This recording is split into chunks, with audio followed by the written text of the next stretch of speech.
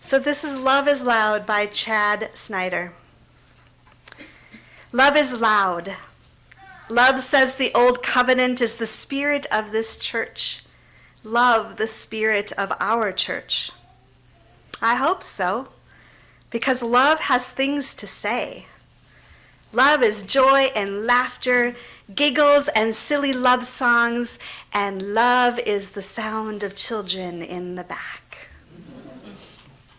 Love speaks too, we know, to the real pain in the world. Love knows. It knows hate and fear, selfishness, greed, bullet and blade, the cutting edge of indifference. Love knows. And love does not let us turn away. It does not rest in thoughts and prayers. Love knows the names, says the names out loud, and will keep saying them until the day we hope against all that is holy. Those names no longer need saying. Love is loud. Love clamors. It applauds. It shouts down and fires up. Love calls to the margin and, not waiting for the echo, chases its voice to that margin in song and joyful noise, in ukuleles too. Love calls an apology for hurts caused, and it shifts the center until the margin isn't. Love does not suffer the suffering of others in silence, but resonates in silent space held for another's story. Love is the spirit of this church if we choose it, give it voice. And if we make that choice, then in the noise, in the raucous joy and the wailing pain, righteous rage, in the resonating silence, in the cacophony of beautiful voices and possibilities, through all of that holy racket, love will guide us.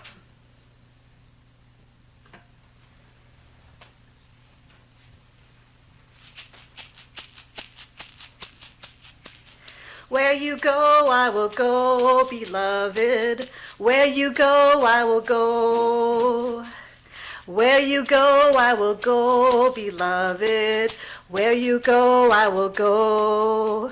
For your people are my people. Your people are mine. Your people are my people. You're divine, my divine. Where you go, I will go, beloved. Where you go, I will go. Where you go, I will go, beloved.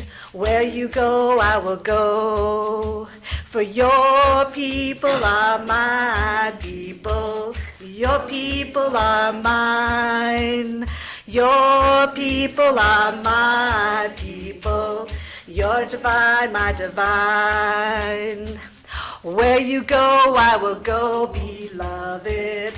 Where you go, I will go. Where you go, I will go, beloved. Where you go, I will go. For your people are my people. Your people are mine. Your people are my people. You're divine, my divine.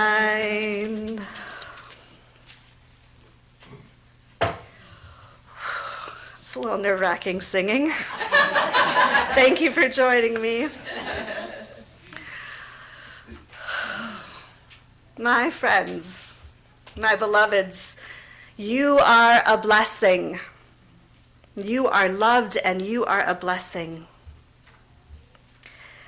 Some loud, blustery voices out there are trying to tell you and us otherwise.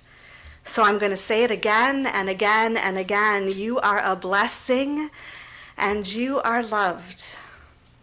Your whole heart is a blessing.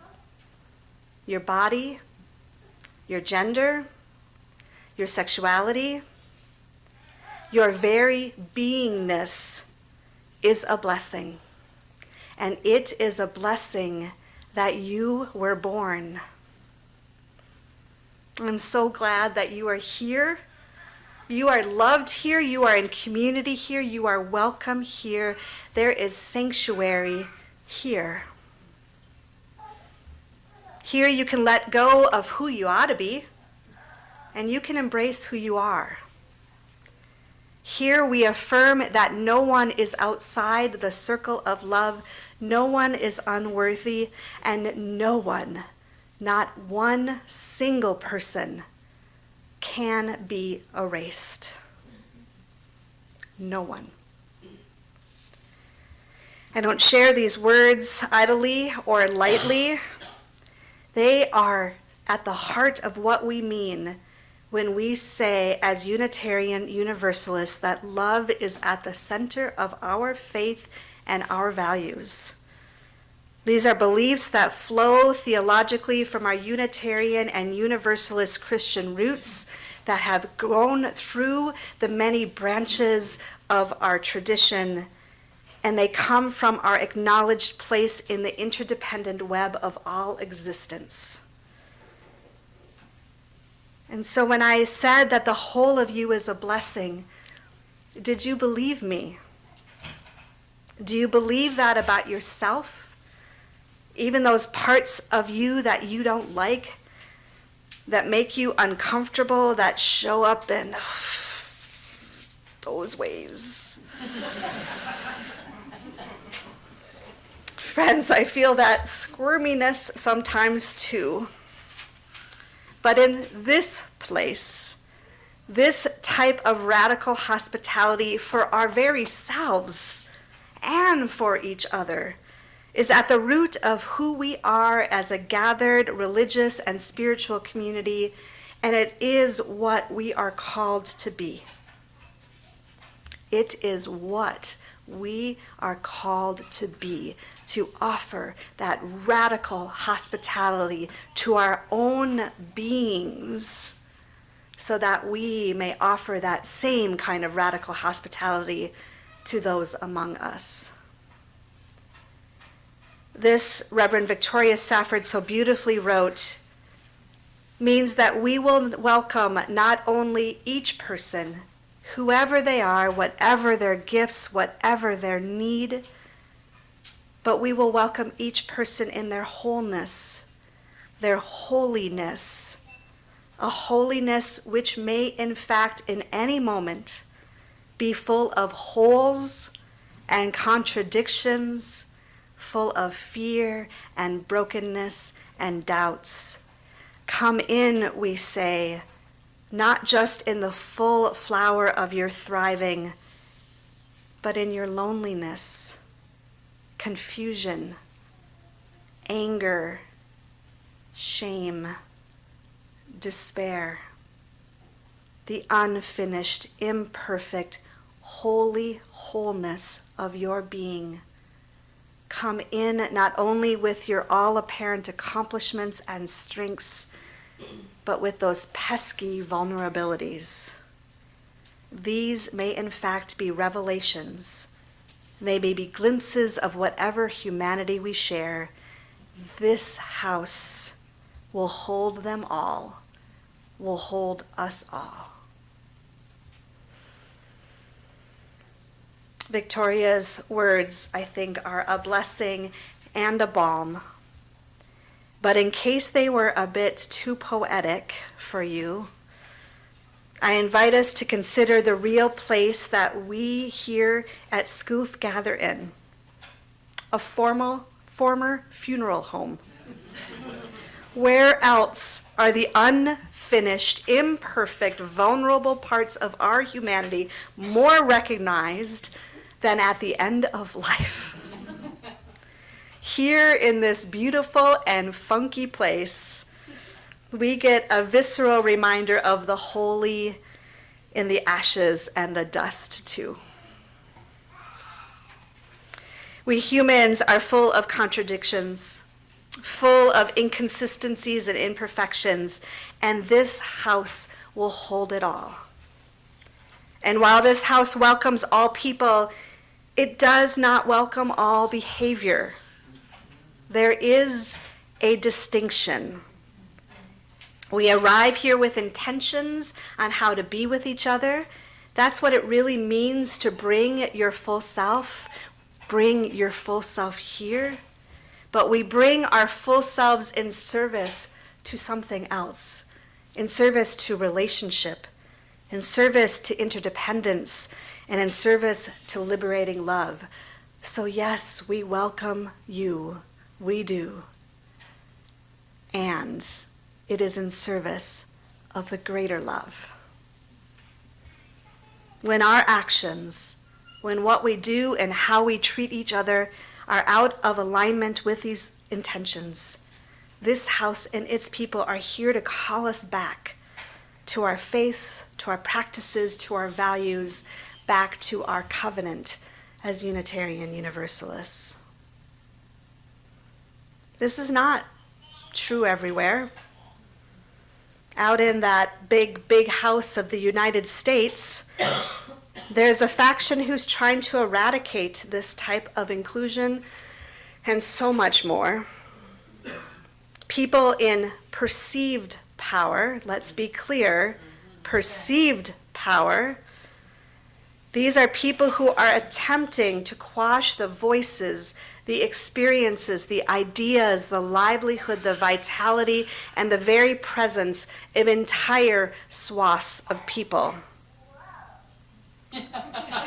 Exactly.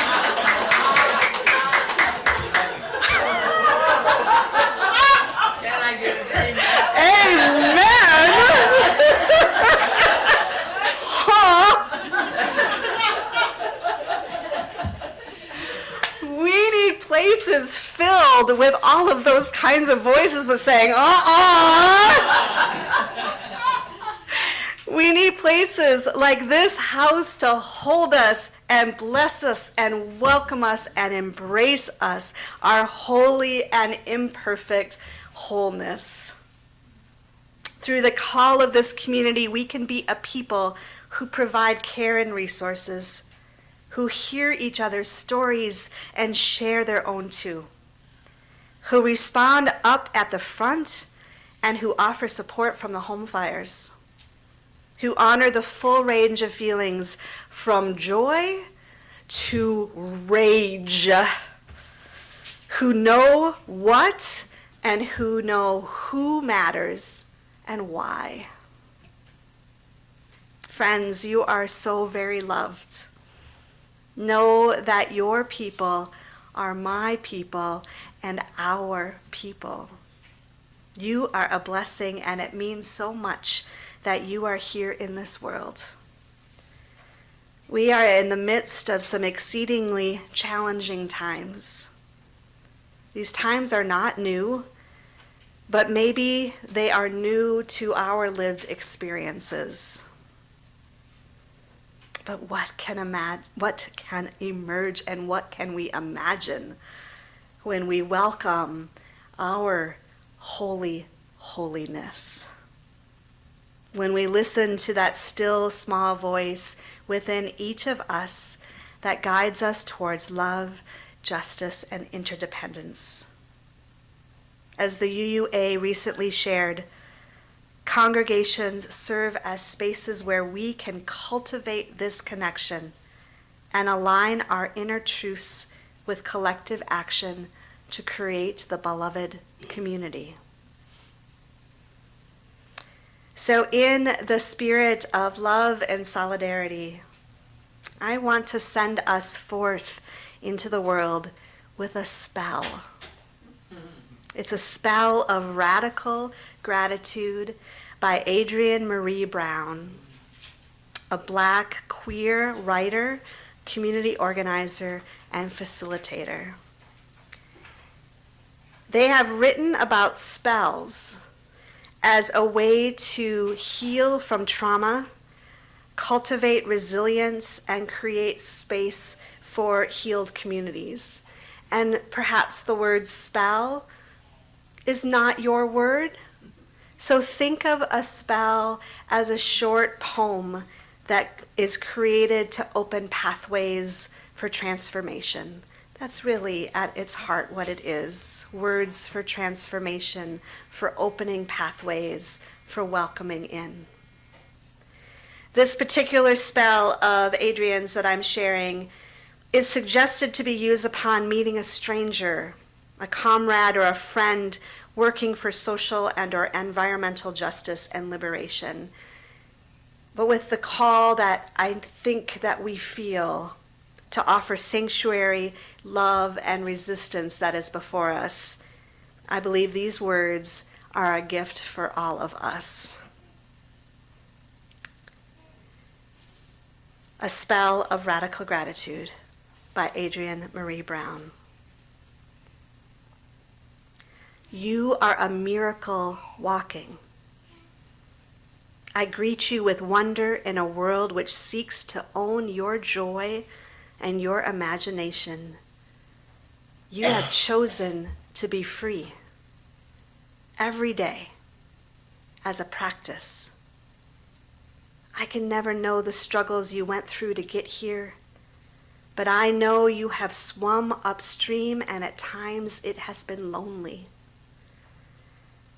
I want you to know I honor the choices you made in solitude, and I honor the work you have done to belong. I honor your commitment to that which is larger than yourself, and your journey to love the particular container of life that is you. You are enough. Your work is enough. You are needed.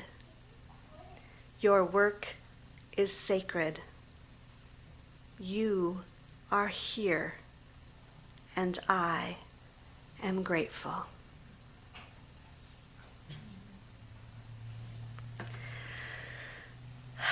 Should we take some breaths together? When I breathe in, I breathe in peace. When I breathe out, I breathe out love. When I breathe in, I breathe in peace. When I breathe out, I breathe out love. Thank you, friends.